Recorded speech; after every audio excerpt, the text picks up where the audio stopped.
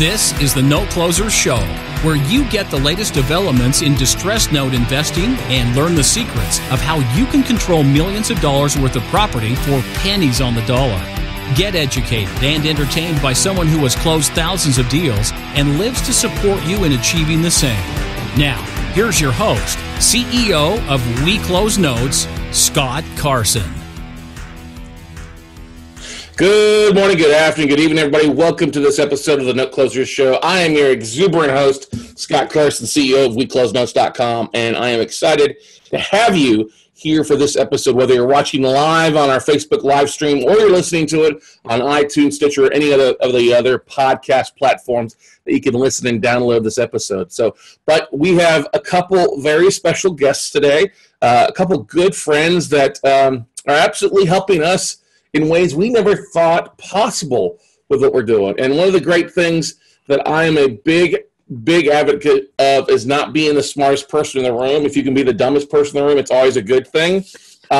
These people make me feel very dumb when it comes to one of our biggest marketing pieces, and I love that because I soak up so much freaking knowledge from them.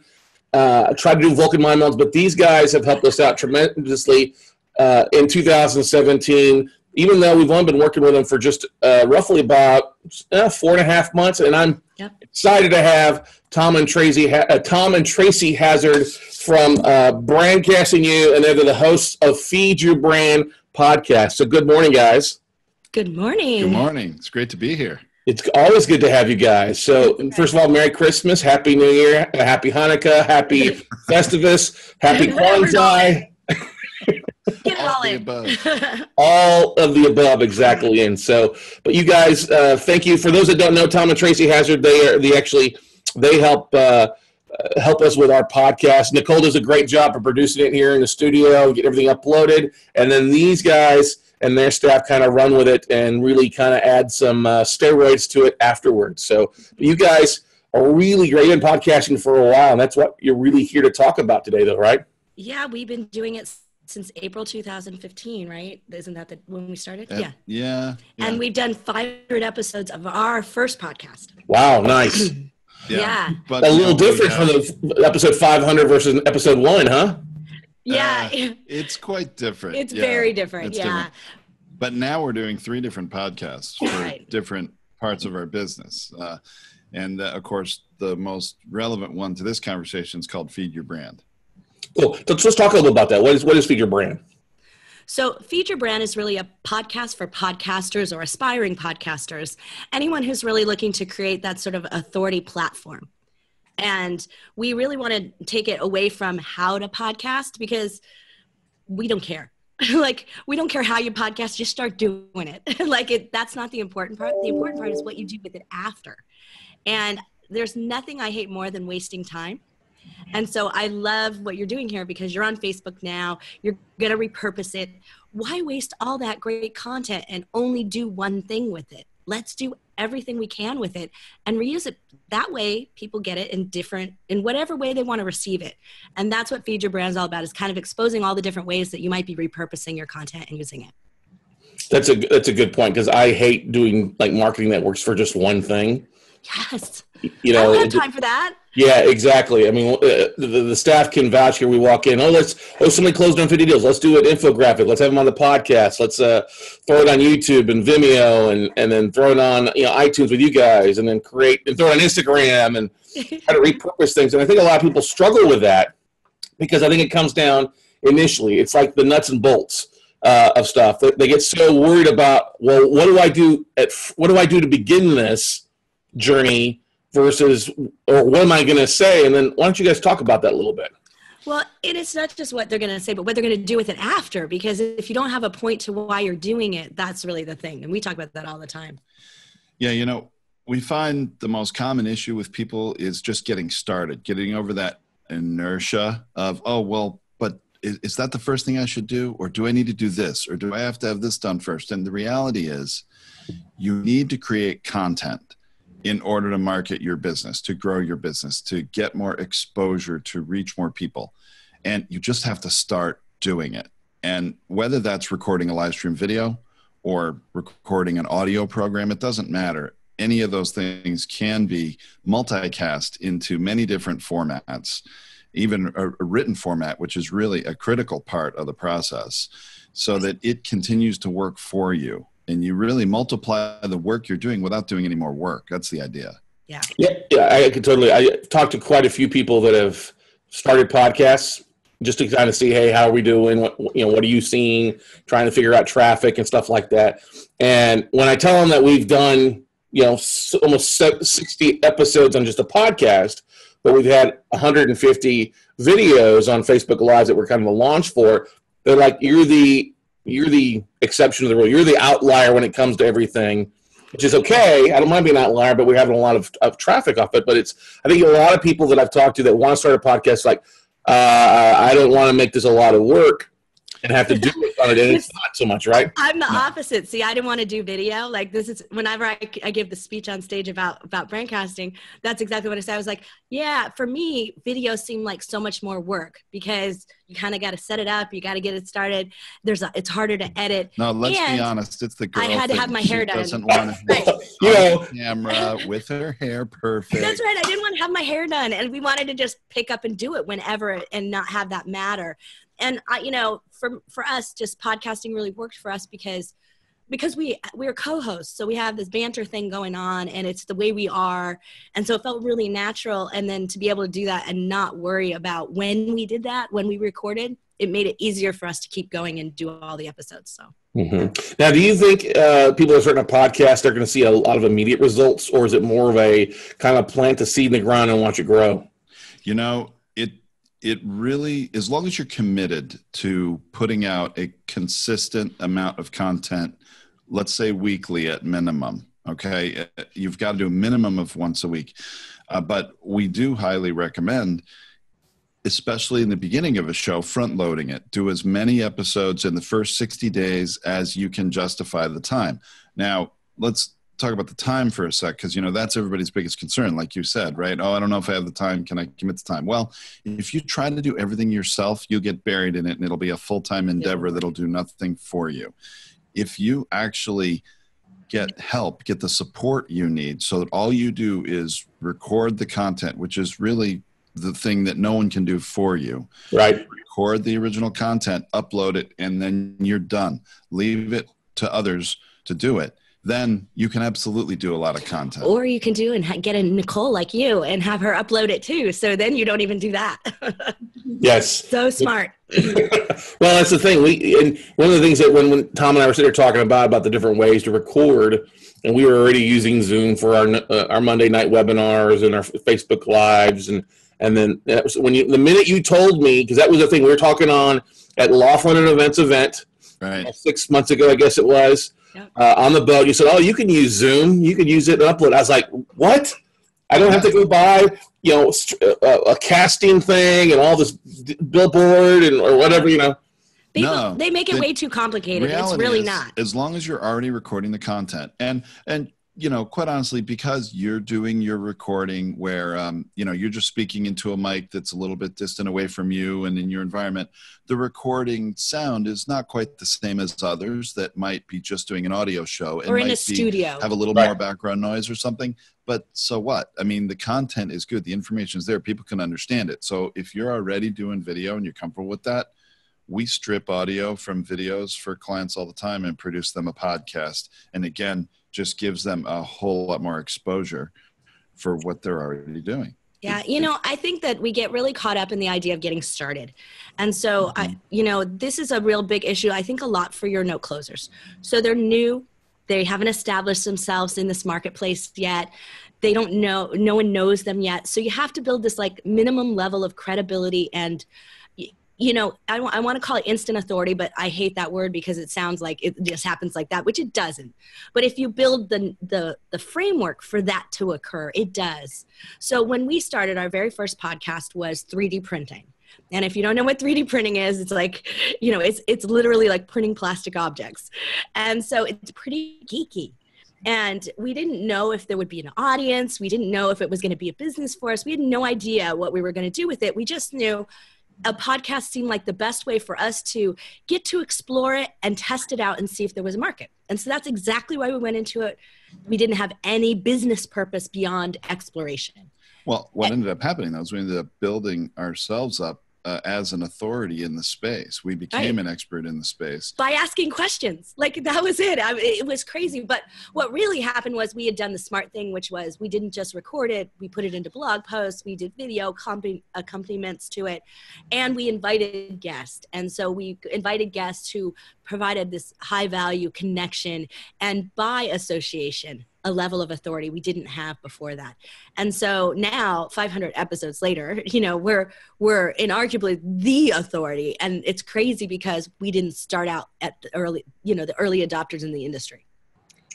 And so you can do that, and it doesn't have to take 2.5 years and 500 episodes.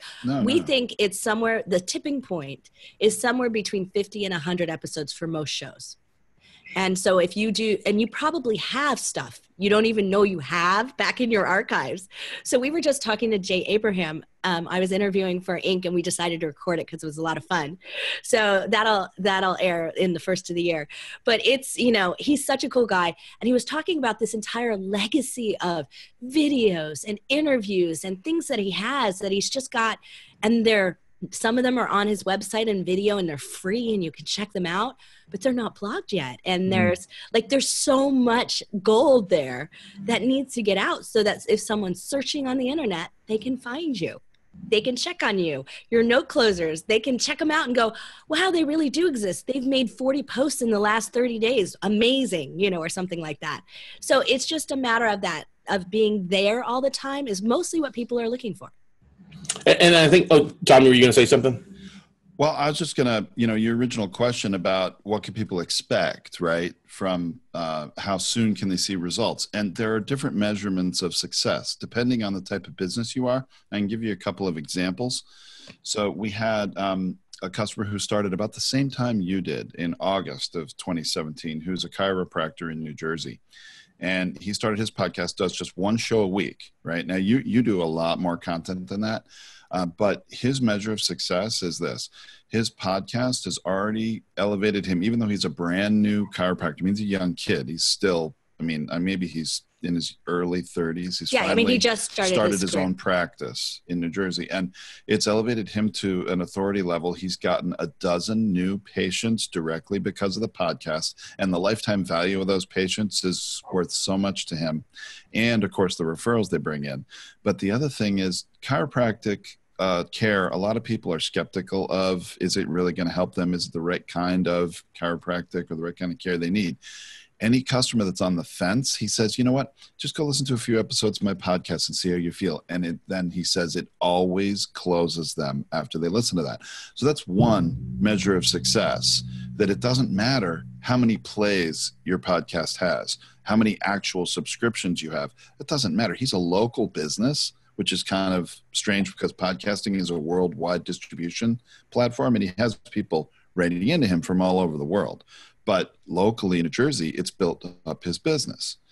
And, of course, you've had great success with people investing in notes with you and all sorts of other opportunities. And you've got so many plays. I understand. Hopefully you might be monetizing some of that soon with advertisers, maybe. Or am I letting the cat out of the bag? I shouldn't have said that. But. No, we actually got a contract going over for our first sponsor. We've had several people that are figuring out numbers for next year, stuff like that. But they've already seen, some of our previous guests have already seen an influx from the podcast. So it's our speakers, it's our guests. Anybody that's on here that listens, don't get me wrong, note investing is a small niche inside of real estate investing. We're definitely a smaller niche than the $500,000 fix and flippers out there. We're the 5, maybe 10,000 true note investors. But that's the thing is we've seen that. We've had people call us up, say, hey, I want to invest with you, which is always nice. We had our largest class of the year just recently, this last weekend, and I think a chunk of that has to do with the podcast, people hearing it, finding iTunes or Stitcher, or coming across our website through the blog posts that you guys do. Why don't we talk a little about that, Tom? Yeah, because that's really the big hidden, or I guess not so obvious, benefit the of opportunity doing this. gap. It is the opportunity gap. You're 100% right. Yeah. Speaking of Jay Abraham from the other day, we were talking about it. It's the opportunity gap is that Google is getting, millions and millions of searches every single day, and it's looking for new stuff all the time. It's like, we're in this, daily news cycle, hourly news cycle, right? They don't want the same old stuff to come up. They want new stuff to provide them. And so when they see new stuff from a trusted source, and that's where you have to build that up over, we say that kind of minimum is 40 to 50 posts. Once you get 40 to 50 posts in, it tends to start to get trust from Google. And that'll be, depending on your speed of doing that, is how fast Google starts to rank you or give you authority.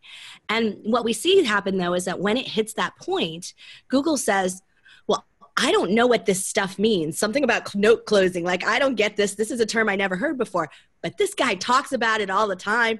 We got to give this to him. It happened to us with our crazy 3D printing because there's new words all the time. There's new phrases that come up that people didn't even know about. And one of the big terms we got ranked really highly on was, and we weren't even really talking about it, but cloud computing was coming big. And so we got ranked high because we'd been talking about a lot of the software was cloud CAD computing. And so Google was giving us terms that we hadn't even spoken about just because they didn't know where else to put it. Yeah.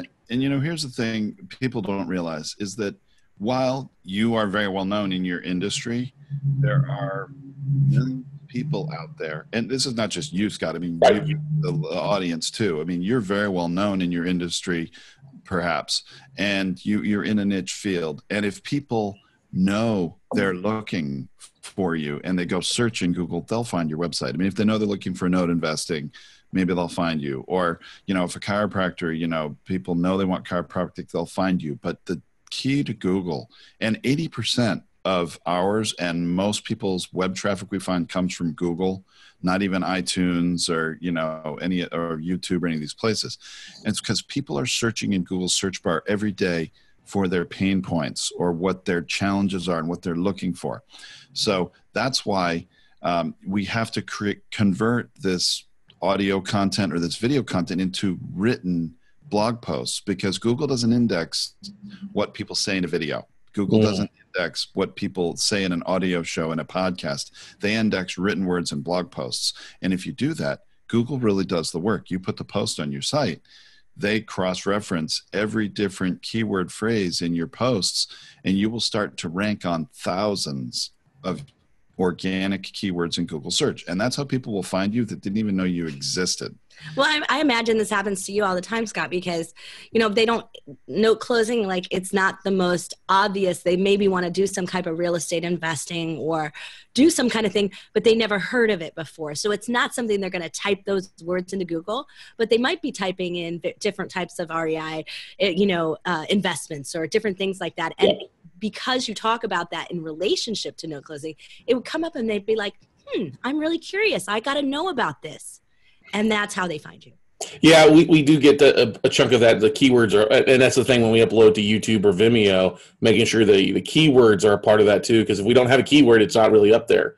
But using that, and again, actually, one of the things that we've started to doing, we'll be doing more of, is as you guys upload the blogs, we'll be taking a chunk of that and going back and putting that in the description of the videos. Should, yeah. Oh, absolutely. To help drive that SEO optimization going forward. Especially that first paragraph, because we have now, I don't know if you realize this, if we told you, but since you started working with us, we expanded our team and have a full-time copywriter who is writing those first paragraphs that are really the sort of summary. And we call them leading paragraphs, right? Yep. Loading it with the keywords and making it be something that's going to stop you as you're scrolling through and reading a podcast or a video description.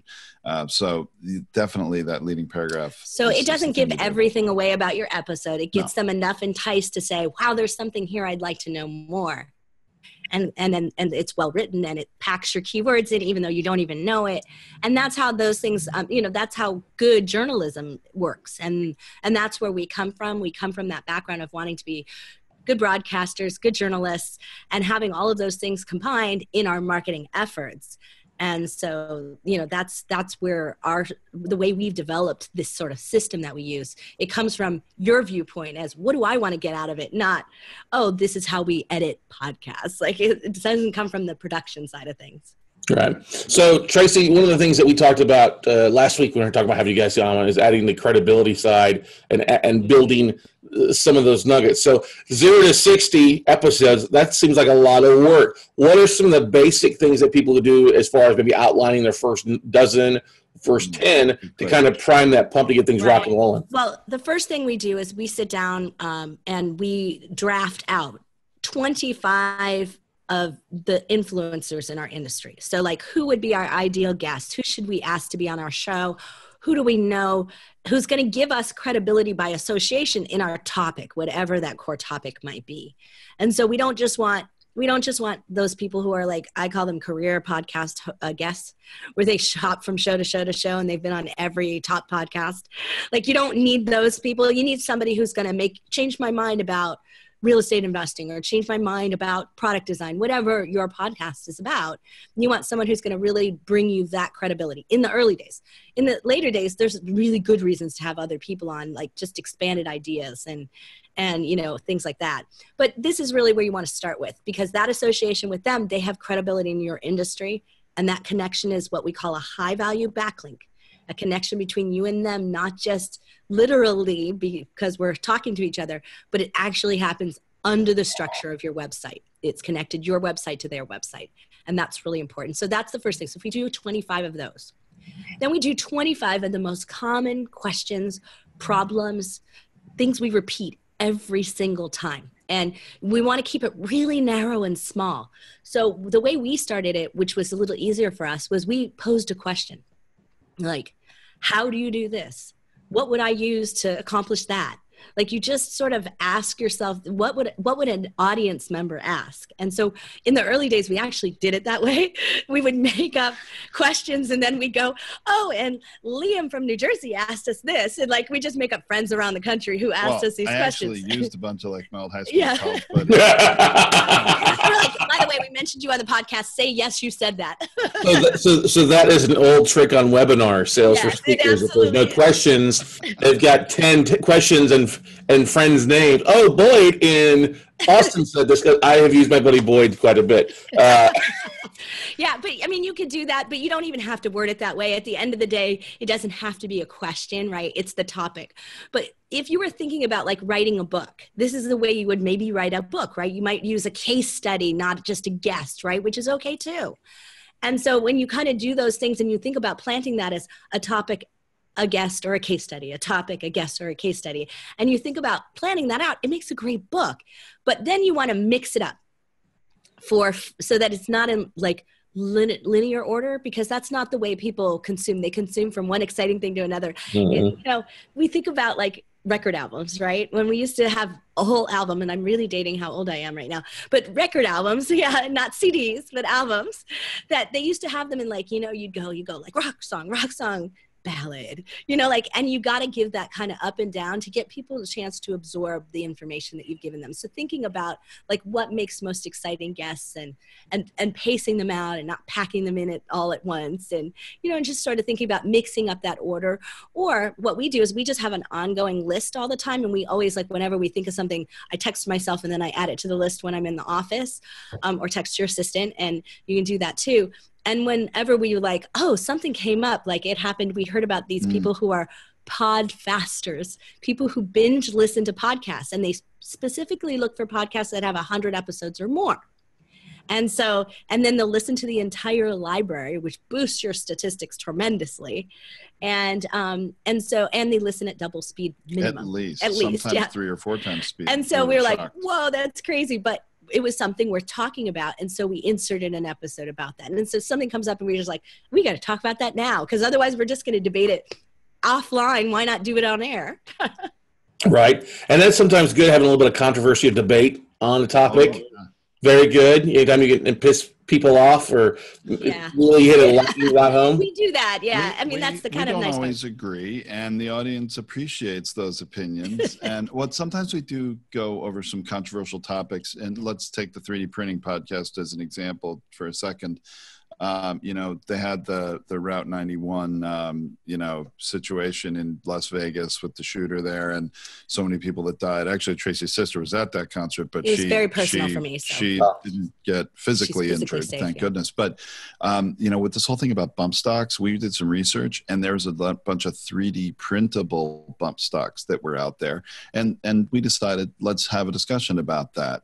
Not pro or con Second Amendment, but just a discussion about the availability of these things, and are they safe? Is it a good idea?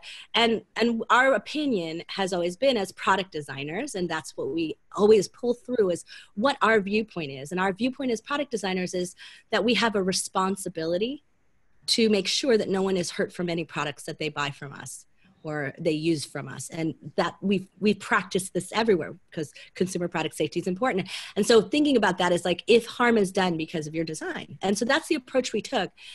Got a lot of play, got a lot of, different comments from different people. You could tell the ones who actually listened and the ones who didn't. But that happens. But it's important. If it's important to you, your audience wants to know it. They want to feel that it's authentically you, and they want to know who you are and what you do. And why it's important to you. So, that controversial episode ended up being an incredibly popular one. It had more comments than anything in recent months, good or bad. But I mean, so those controversial topics, if you have some and you're willing to take them on, you're going to get a lot more exposure quickly if you go after something like that. But we're not.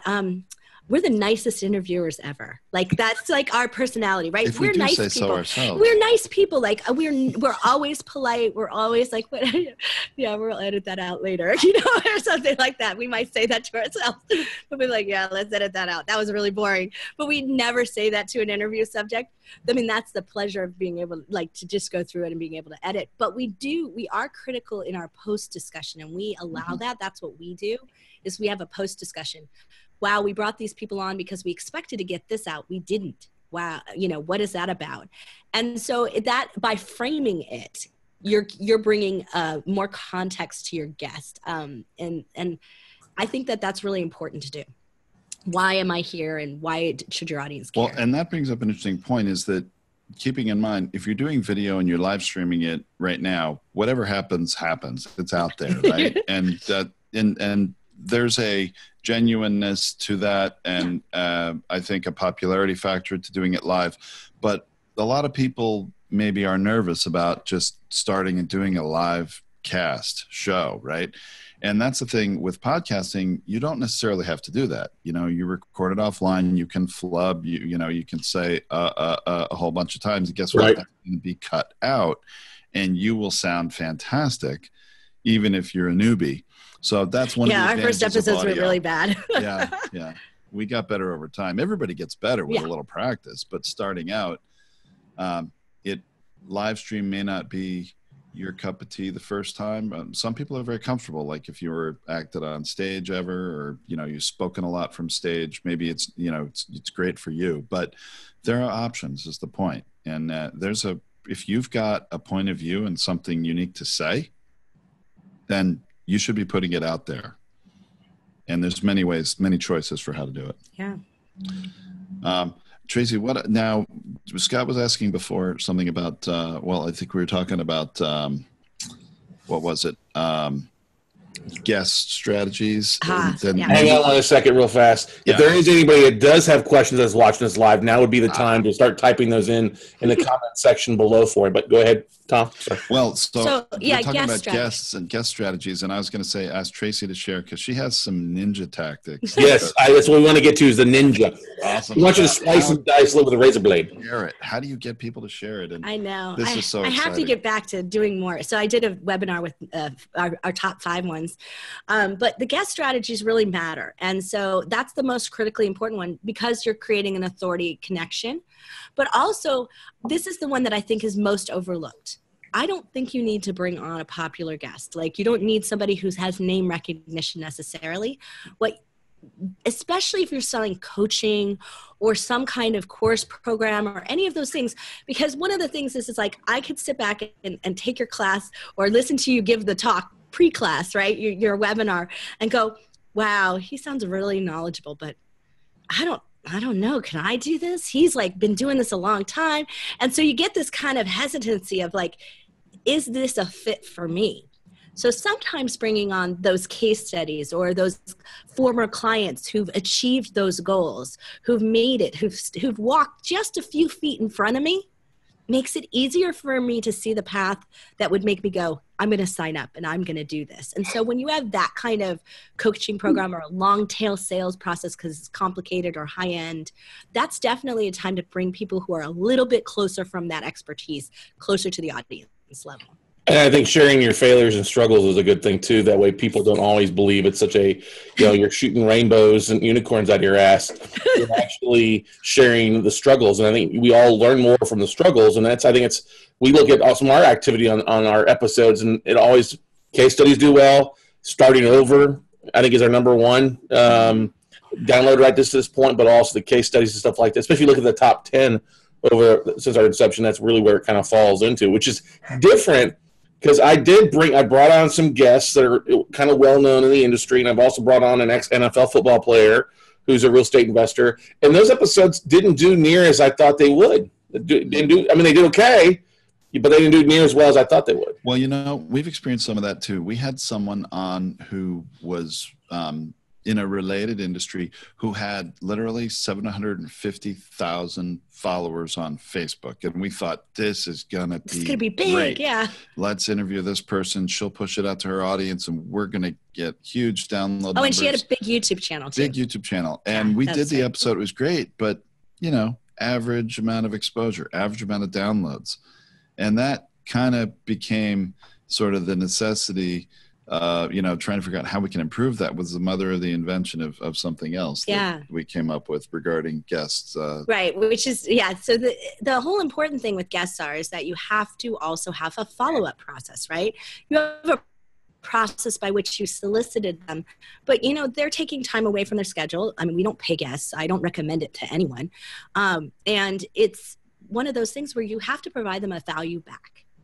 And so how can you provide them the best value back? And so we do three things. The number one thing is we make sure that we introduce them in a really complimentary way, or we do it in post where we say, I just learned this most amazing thing, and we talk about how they were an expert at something or something they taught me, right? And when we do that, we call it ego bait. And I'm just like putting it out there that that's the name we call it, which sounds awful, but at the same time, it is what it is. Because don't we all like it when people say something really rave review about us, right? It's kind of nice. Or says something that make us look really good, right?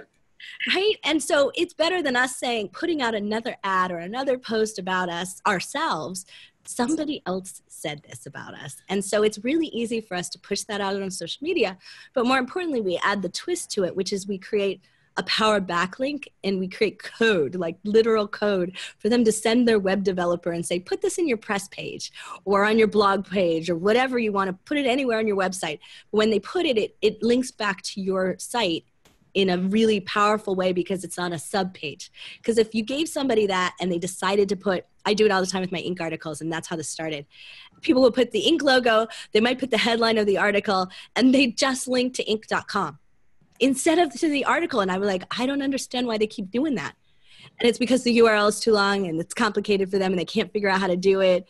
And so I created this code that they just drop in and it's super easy and they can't mess it up.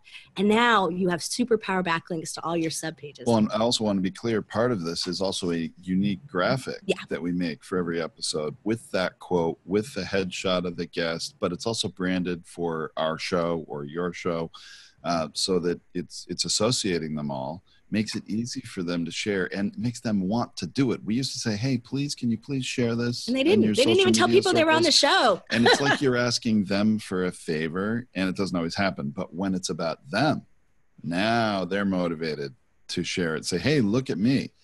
And then it also serves us. So that has we've seen tremendous benefits from that in recent months. And it's a good strategy for you, Scott, with your partners, because you have partners that you need to provide residual value for. So it gives you an opportunity to like talk about them again, at various points across the year of podcasting or a year of videos. It gives you a chance to do that. And so it is like giving back in small ways, testimonials for them and ads for them, but you're doing it within the context of the show and within the context of a topic that might interest someone.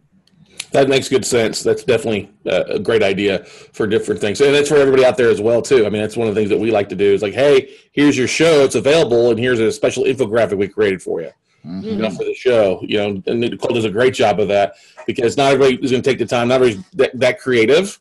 You agree to that? Some people are in the dark ages when it comes to marketing, which is okay. You just got to share it and say, sometimes you say, hey, here's something that you can post on your webpage or your link regarding you, and using a bit link or something simple to get the link back to them. Yeah, that's a great tip. What else? What other ninja tactics do you have there, Lady Ninja? So you got to have some media, right? You got to have some articles written about you, about your company, because theoretically, journalists should be researching and checking on you. Oh, excuse me, I'm losing my voice here. There should be this like higher value truth in media. Now, it doesn't talking about fake news. Yeah. Definitely. So like maybe writing a press release every once in a while? So we have quit press releases over the last 5 years that they don't work. And I'm a journalist. So I write for Inc. I have a column, which is different than a contributing writer. So the difference is a columnist is paid to write by the publication, and a contributing writer typically writes for themselves and their clients. And so you have to align yourself with a contributing writer or their company. So you can pay their company to do PR for you, and then they'll put writers on it and they'll write an article about you. That can happen. Do favors, put someone on your show, put someone on your stage, and then in exchange, they write an article about you. That happens all the time, kind of a quid pro quo style. I'm different. I expect a pitch. I write in a very specific section of the Inc. I write in innovation and product design. So really specific. But someone would have to pitch me and tell me that why they should be in my article. They need to have read my article. They need to have, they need to know kind of what my angle is. They know that I write a lot of listicles where I write bullet points or numbered steps. Inc. They need to know the Inc. audience is aspiring $1 million. So you got to do some research. Like that's really have to, because otherwise it's not going to be relevant to you anyway. It's just a logo on your site that doesn't mean anything. And so, because if somebody clicks that and goes to the article and they read it and they go, wow, that is really interesting. So I personally take my articles really seriously. I write 6 a month only, because if I wrote more, I couldn't possibly fit it into my day job. Like it's hard enough to fit 6 in. But I require an interview for every single one and a conversation. And then out of that conversation, I develop my article completely independently. And it usually has my angle to it, what I think my readers are interested in. And I have an editorial board, so they review it. And so they might edit it or take it, they might take it down. I've only had one article rejected in all of the 144 I've written. So nice. Yeah. But, it's not that hard. It is not that hard to find those writers that are compatible with you. They're probably the writers you're like bookmarking all the time and saving their articles, and maybe they write for TechCo or Digital Marketer, or they write all over the place. They're always looking for articles. We get, emails from the whole Inc. Can you write some extra articles? We have nothing this week because everybody waits till the last week of the month. So that's also another tip, is that if you want to get written up about it and you have something quick that's a quick hit, maybe something that's kind of pre-outlined, that the last week of the month, those that have quotas are desperate to get their articles done, and if you kind of gift wrapped it for them, they'd be like, oh great, and then you'd find yourself it. And so some people do that. Like that happened to us, where we ended up appearing in Forbes on October 31st because she had to get her quota in for the month, and all she did was she sent us a questionnaire and we answered it, and they just posted the whole questionnaire. It wasn't even like they wrote a new leading paragraph and wrote the rest of the questionnaire. We took our words exactly. Like it was like we wrote our own article. The writer had us do all the work essentially. And but put their name on it though, huh? Exactly. Yeah, they put their name on it. But seriously, if you're trying to get exposure in PR, the more that you do to make it easy for them the better chances that you're going to have of getting placed in a popular publication. And as Tracy said, timing toward the end of the month, your chances of getting in are better than maybe early in the month when they have a clean slate. Right. So, yeah. Wait, I write for a different reason. So I write to build relationships and build my network. So I write to get speaking engagements.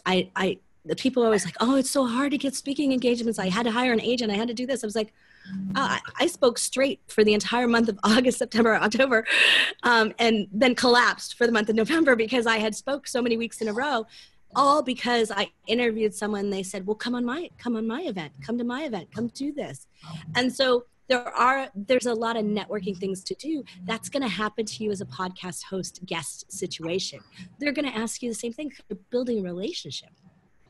That's a huge thing I think a lot of people don't realize is a lot of times the more you put it out, facing out versus facing in, the better it is you can help with stuff. And if you can, I've used that trick of basically having stuff written up and then just dropping an email out the last week of the month. Hey, if you're looking for any articles, looking for any real estate information, I would love to be your guy. And it's gotten me in Investors Business Daily, the Wall Street Journal, Inc., Entrepreneur Magazine, some of the things like that as well over the last few years. So yeah, and if you want to be a contributing writer, it's not that hard. There are a lot of them who are looking for things in specialties. I mean, they look for people who might want to write more than once, write a couple of times a month. So you might need to be prepared for that.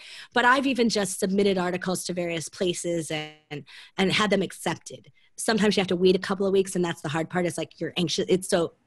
Definitely not something timely. Yeah. If you're going to put it out, wait a few weeks, and if you get no response, actually write an email of withdrawal in case it was in process, and then submit to the next place and do that. Oh, you wouldn't take the same article and submit it to 12 different places? No, it would hurt you more. You don't want to do that. Yeah. Okay. It hurts. You got to go out to one at a time. It's like plagiarism. So, that would make sense. Yeah. And so this is a thing that we find a lot happens is that people do that, is that they put the information on multiple sites, and Google actually downgrades both sites if that happens. Yeah, if you have duplicate content on more than one site, that's a big no-no in terms of Google. You can have a feed of your articles and blogs, and you can create as many feeds as you need. If you need a special feed that's just for a couple of blog posts, you can have a feed be on as many different sites as you want. But when someone clicks on that feed item, they're going to jump over to, and hopefully in a new tab or window if it's done right, to the original site where that content's located. Right. Definitely don't put your content on more than one site. And someone can summarize or do like as long as they're not taking more than 10% of your content. So you can do your own spin article. So a long blog post from like this interview will be 6,000 to 10,000 words, but you could do a 600-word version of it and not tread over and worry about an overlap. And that's not a problem. And so sometimes we do that, is I'll write a spin article for Inc. from a podcast interview we did somewhere else. And it works really great. And I reference back to the original podcast. Cool. Now, question for you guys. We have any questions out there for anybody? We got a lot of people watching now. I see it being shared, which is great. Awesome. There's people that are getting into podcasts and then dropping off the face of the earth. Yeah. What would you say that the success rate, and I won't say success rate of them continuing to go through it and follow through it? The last statistics we heard was basically about 23% of the people continue past 25 episodes. Wow. And so that hasn't been our experience. That hasn't been ours with our clients, but industry wide. And I think it's especially with a lot of people that try to do everything themselves. Yeah. That's where it starts to break down. You need support. You need systems. You need tactics that are going to make it easy for you to concentrate on the real important part, your unique voice, your point of view, whatever it is you have to share. And then really, you've got to get the support. Don't think you're going to do it all yourselves on a budget. Whatever money you spend will come back to you 10x if you do it right. So that's where I find that people, especially with either when it comes to guest getting or just managing your time to do it right. I'll tell you something. We record now, 30 some odd episodes 36. a month, 36 episodes a month. But you know how much time we spend doing that ourselves? Talking about 2 days, 3 days tops of total time. So like this month we're doing like, I think there's 6 days because we're stocking up like you are for time off and for a lot of travel. But typically it's 3 days maximum a month that we even allocate and open up on our calendar. So no one can even book on any other days but those 3. But if you have one podcast, depending on how much content you're creating a month, you could do it in 1 day a month. And if you are disciplined and plan it out that way, that I'm turning off my cell phone, I am going to just record my episodes or conduct my interviews on that 1 day, and you've planned ahead and scheduled all your guests in that day. Like, let's say you're going to do 2 a week. That's pretty typical for clients of ours. You're going to do 4 episodes that's you talking on a topic as a monologue and 4 interviews. And you can definitely accomplish that in 1 day a month. Absolutely. And then that's it. And guess what? It could be, if you really need it to be, it could probably even be a Saturday. It just depends on your guest and if they'll book on that day, but they want exposure too. So we find they typically will work around your schedule. They go to your booking calendar. Oh, that's the only day there's appointments. Wow, I better do this quick before there's no more appointments left. Right. And we plan it also with an extra half day of planning. So that's one of the things that we do. So we have our team or our assistant or whoever is working with us to maybe get the guests for the next month. And so once we record, we plan the next month's recording and we authorize the dates and all of those things out and say, oh, did we seek enough guests for next month? Are we on schedule for that? And so we do that. So it's just really done in what is literally a day and a half then at that moment, and just say, that's it. We're done. We've done our planning, and we're always a month ahead. That's how we work. But we're always recording for the month, the month that, not the month we're in, but the next month after that. So, yeah. Do you see a lot of podcasters? I'm sorry, go ahead, Tom. No, please. Do you see podcasters having each other on episodes and bouncing off? That does happen. Yeah, I think sometimes that's the I don't know who to ask as guests, or, and that happens, and there's a lot of that. But there are also a lot of podcasters where, and this is really important to remember, if you've got a lot of real estate shows, those people who are listening are hopping around from multiple shows. So we find that when someone's interested in a genre and they want to learn something, especially in a learning, not an entertaining kind of podcast, they're going to book a bunch of shows and subscribe to a bunch of shows at once. And so being on those other shows, bringing your audiences together, it brings your audience to them and their audience to you. That's actually a really good plan. And it doesn't hurt either show. I mean, it's not about, right. It's addition, not addition by subtraction. Yeah, it doesn't work like that. So to me, it's like you said, it's co-opetition, I think, right? There we go. Look at that note-specific word mingling into the podcast stratosphere. We got a question from our live Facebook audience. Nichole? Yeah, Jamie Harrington asks, is a podcast best done with a guest as opposed to being solo, as you can continue with the podcast even though no one's listening? That's a good question. So Jamie Harrington out of Hickory, North Carolina, who I've known for about a decade. Good friend. Actually, she's going to be a podcast guest next week of mine on a case study and some things, but that's a great question. So let's repeat the question. Is it good doing it with a guest or doing it individually? Yes. As a parent, as opposed to doing it by yourself, not recording. Okay. Yeah, not live. You're not doing it live. Okay. What do you guys see? I mean, really, I would say try to do both if you can, and because it really provides a good variety of content.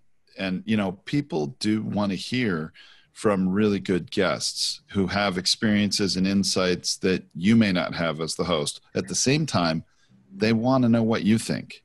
When you start speaking to them as a podcast host, you really...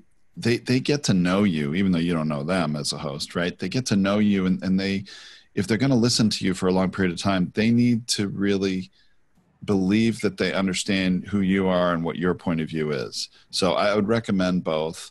And that also helps you at times when you have a guest that might have to reschedule at the last minute and you're like, oh, I'm not far enough ahead. Now what am I going to do for an episode? Well, you record one for yourself and put it out there. And so I'd recommend both. What do you think? Yeah, absolutely. I think both is what I recommend all the time to people because, I mean, you have a business purpose for your show. And in that business purpose, you can't always just, be the interviewer. You have to you have to be the expert as well. And so being able to flip between both makes it more successful. That makes sense. I always kind of think of it as your own radio show. I think of something like the good kind of news talk shows or the late night shows. Especially one of my favorites was always the old Johnny Carson episodes. Yeah. Where he was doing a lot of stuff by himself, but he had Ed McMahon there just to say, yes, yes. You know what I mean? Kind of that aspect, but he'd bring guests on. And so that's the thing. Now, do you see a time as far as like a length of episodes that does really well? So this is probably one of the number one questions we get asked. The reality is we don't subscribe to a particular length of show. I mean, I think we never watch the clock. Yeah. Here's the thing. You have a subject you're going to talk about or a guest you're going to talk to. We say, don't stretch it and make it longer than it really should be. When it's done, end it. Cut them off if they're boring, you know, that kind of thing. But if, at the same time, don't artificially make it short because you think, well, the average commute in the country is like 25 minutes. So we don't want to make it longer than 25 minutes. No, because we discovered that this problem is when we first did that's what the podcast gurus were saying back in 2015 was 20 minutes was the commute and it should be 20 to 25 minutes maximum. And so we did that. And then we would get emails from people saying, they need to be longer. We want more. We want more. And so we're like, okay. And so what I also realized, and I should have realized it because I was a heavy podcast listener, I always listen on double speed. So that makes it like 10 minutes long. It's too short then. So, if you are commuting, you want to listen to a 40-minute episode in 20 minutes. And so that's really where we switched it up. And we normally, what we do when it's topic-based, it will end up somewhere between 20 to 40 minutes, somewhere in there. And if it's a guest, because we do an intro and an outro section where we're having a post-discussion. Our final thoughts after the interview. Because of that, the interview might be about 35 minutes or 40 minutes, and then we'll probably take it up to 45 to 50 minutes easily with our discussions. Your final thought from Jerry Springer, basically. Yes, exactly. We try to always do that. And then you've got your wrap up and your intros. So sometimes, they will be under an hour for sure, but they won't, typically we won't go longer than that. It's just, keep it real is the thing. And not just for who you are, I think, as a person, but for the length of content. It's just when the subject feels complete, then it's time to be done. And that's why we don't like the ads interrupting the interviews or ads interrupting the show. And we don't like the watch the clock. That's why we invented the system we invented for our ad mixing, is because we wanted the flexibility to put it wherever made sense in the flow of the show. Because I don't want to interrupt that. That's my value to the audience. And that's what I care more about, is their listening experience, than I care about that monetization. The monetization is important to keep your show going and supporting that. But for me, if I can find another way to do it, that's why we invented what we did. So let's talk a little about that. You guys do a lot of, you guys have grown, but you help people launch their podcasts. Let's talk a little about that as well, huh? Yeah, sure. No, once we did this for ourselves, because we spent easily 6 months researching podcasting, reading dozens of books, watching 50 YouTube videos, listening to a couple dozen podcasts about podcasting. Well, hundreds of episodes on a couple dozen different podcasts. Right. It took a long time researching it for what was an experiment at the time. And then once we started doing it, realizing this was working for us, we had to build a team, put processes and systems in place so it didn't take over our full-time, because it wasn't our day job. So, right. And so once we did that, and then, other people we're, associated with in business said, wow, that's great. Could you do that for me? Could you do that for me? Could you teach a course? And so we actually recorded a course and we did it. We forced ourselves to do it like a boot camp. So we offered it up for like $97. We did it for 30 days live. And, we had, I don't know, a dozen people sign up or something like that. It was nothing. And it didn't really matter to me if one person signed up. I would still do it. Like that was having someone sign up was so we would be committed to show up. Justification, the accountability. Yeah, exactly. It was like, we have to show up. We have someone waiting on us, right? It was just to force us to do it. And so we did it in 30 days and we recorded everything about how to launch a podcast and we put it in an order and we did all of this. And out of the whole thing, only one person, and she's still podcasting today and I'm so proud of her. And only one person did it all the way through and basically within 45 days. So within 15 days after, launch your podcast. Well, what we really learned was people don't want to do it. People doing it themselves, this is not going to help people in business. And so we ended up creating it, and it became its own company, and it was on the side of our core business for a while. Now it's its own company, its own right, with its own full-time employees. So it's legitimate, but it is definitely a done for you service. So we have two main services: a done for you podcast launch accelerator program, so that you want to get into podcasting, then just sign up, and in 4 weeks, boom, you're a podcaster. A lot less. It can be as little as 2 weeks. It just depends on a few things, mostly having to do with you, recording. Not us, not our team. Yeah, there's so many episodes that are included in that package. Yes, there are. It comes with your first 3 episodes. We're not just training you. We're really doing it for you. We're going to quiz out of you all the things we need to know. We're going to create your cover art. We're going to find you music. We create original theme music too. We're going to do voiceover artists to introduce you, sort of handing the stage to you.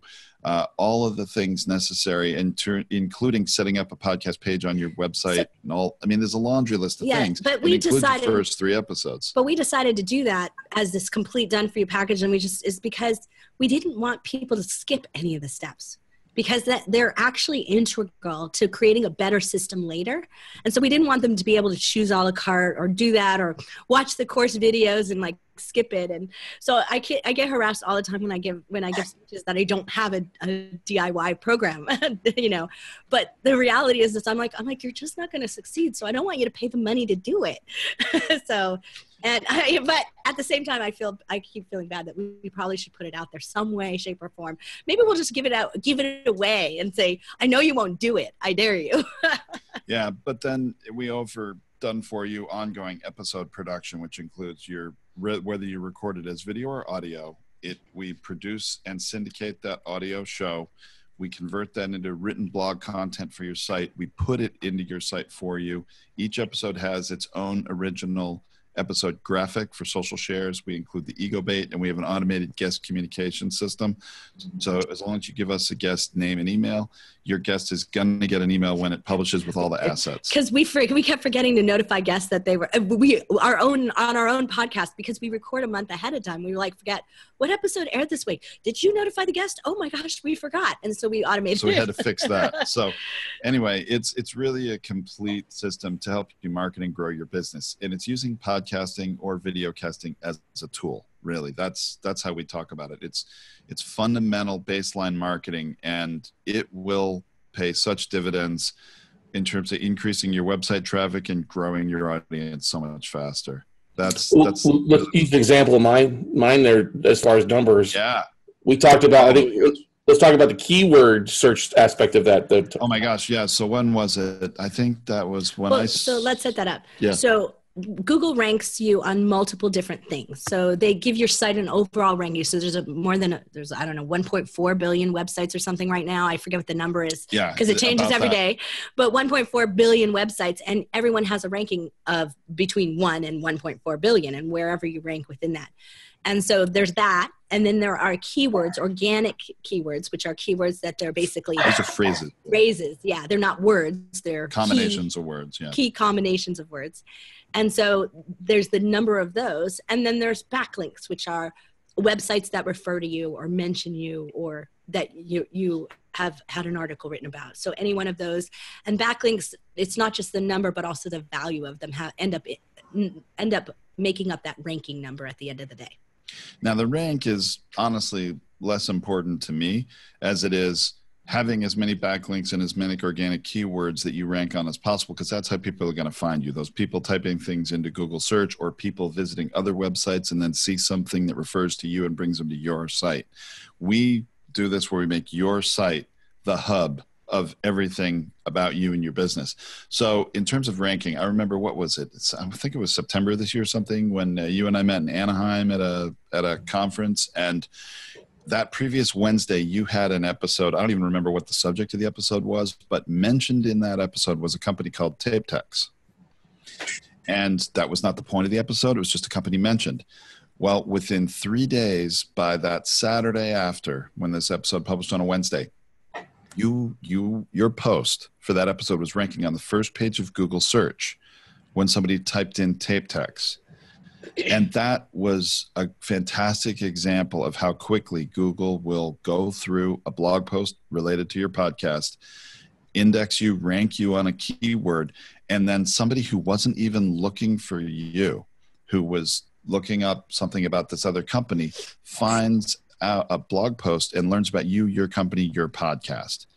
That is gold, because that you're just casting a much wider net on the internet. And you can do the same thing and outrank. Like we found ourselves outranking Fast Company.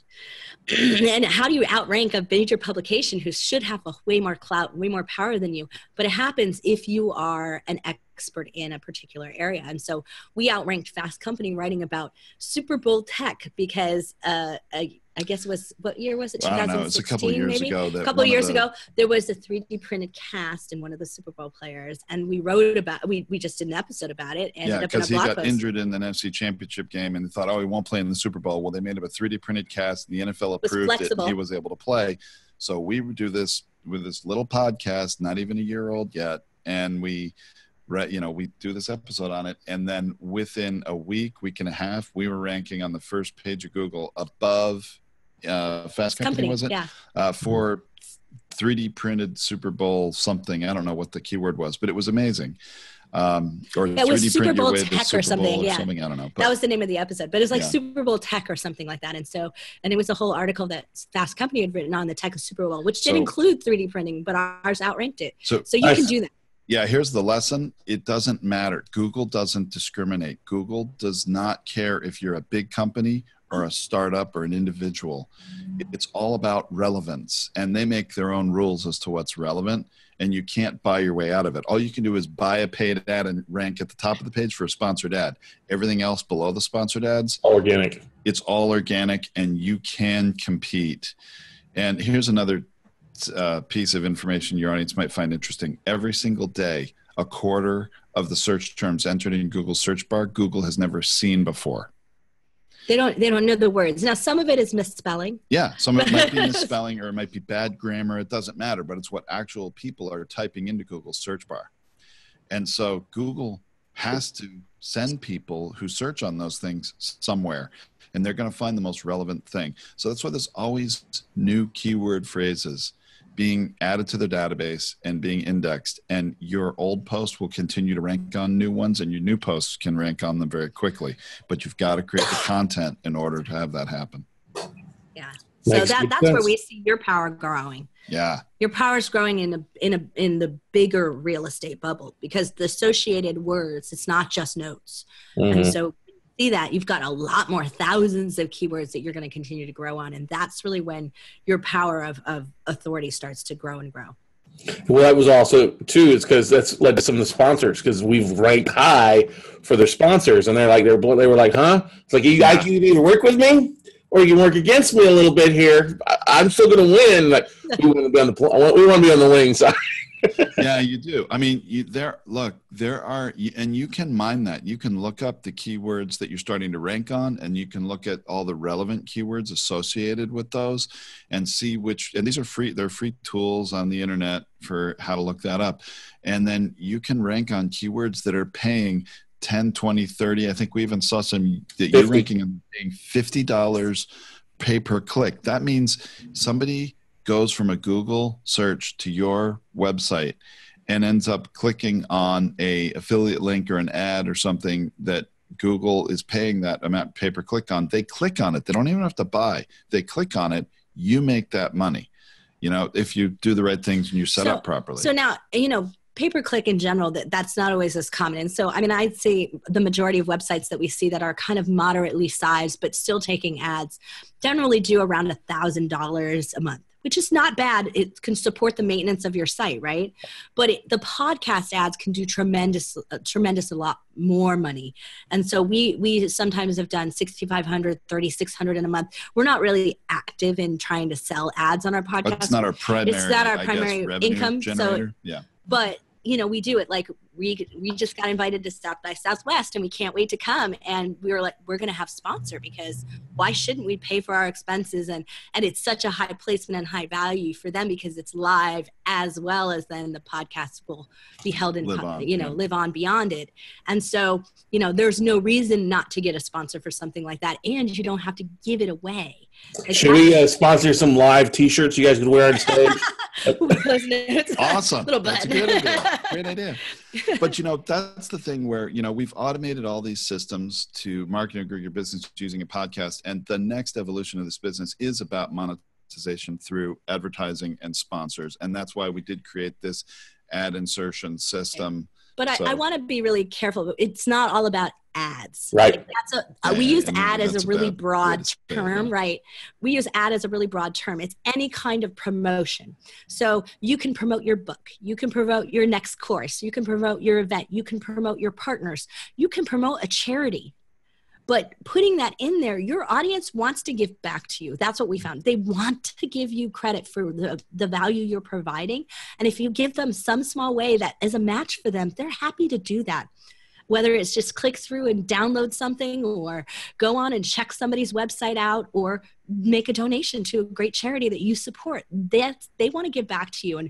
And we've seen things like 40% conversion rates on any kind of call to action. Yeah. And so especially when you haven't inundated them with irrelevant ads, right? Like that's a big deal. They have to be relevant to your show or relevant to you as the host. And that matters to your audience. And I've seen that already. Even simply, we did the whole thing like, hey, pop sockets. Love those. That podcast that Nichole designed here in the office is like, well, listen, hey, if you go listening, leave a review, shoot us your address, we'll send you a pop socket. And there's like 4 people have left reviews already in just the last 24 hours, which is kind of funny. I never had a pop socket until I saw somebody at a digital marketing convention talk about it. I was like, let's try that. And sure enough, it's paying off. So it's fun. I'm sure you're going to find that that's quite successful. I need to go review it so I can get mine. Yeah, really. Yeah, yeah, please do. I'd be glad to send you a pop socket, maybe a t-shirt. Who knows?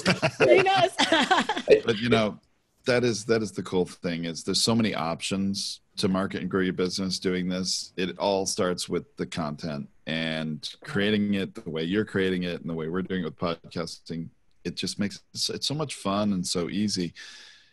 I think this is the most fun we've ever had in our business. Just like it's just a lot more active, and it got us really out more. We had been doing so much closed-in design and client work, and it's just expansive. Yeah. And our business that was the whole goal. And Tom and I talked about this back a while back. It's like, listen, we've done a lot of stuff for us, and we already were doing webinars and providing a lot of great content. And we've done the Facebook Lives just as kind of a little daily touch point with our audience, how to touch daily with our audience. And then now that we do this almost Monday through Friday, it's one of our big things that we do, unless I'm traveling or we have something else going on. And so it's like the first bit of marketing piece that we do every day that leads to stuff going long term. We get the videos, 4 days from now, it'll pop up on iTunes, but in the next 12 hours, Nichole will have it up on Vimeo and YouTube, and then it leads to long-term saturation across the different platforms, and it's just a great way to do it. But a little recap here. I think the biggest thing you said was just doing it.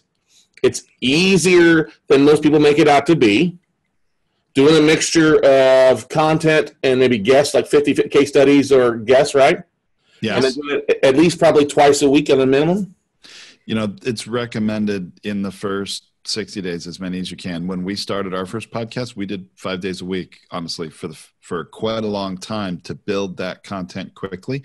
But not everybody wants to do that or has time. I'd say twice a week is very manageable, but get the support you need. Don't try to bite off everything yourself. Amen.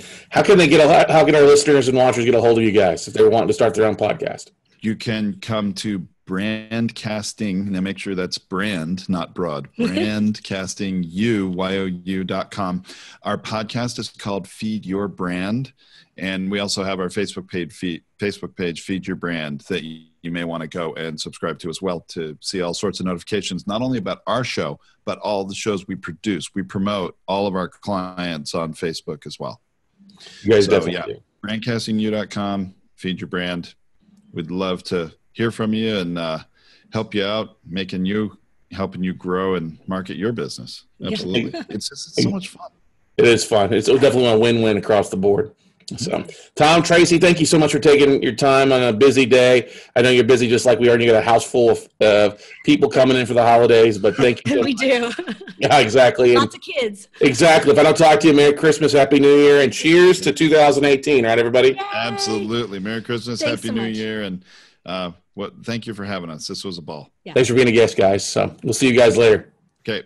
Bye. Everybody. All right, everybody. Hey, that wraps up for the show episode. Like I said, if you're really interested in starting a podcast, pick up the phone, drop them an email, check out their website. These guys are la creme de la creme and are doing some amazing things. And listen, yeah, I have a lot of content, but I started years ago, one video, one piece of content. And in today's society, it's a whole lot easier to get the word out on what you're doing.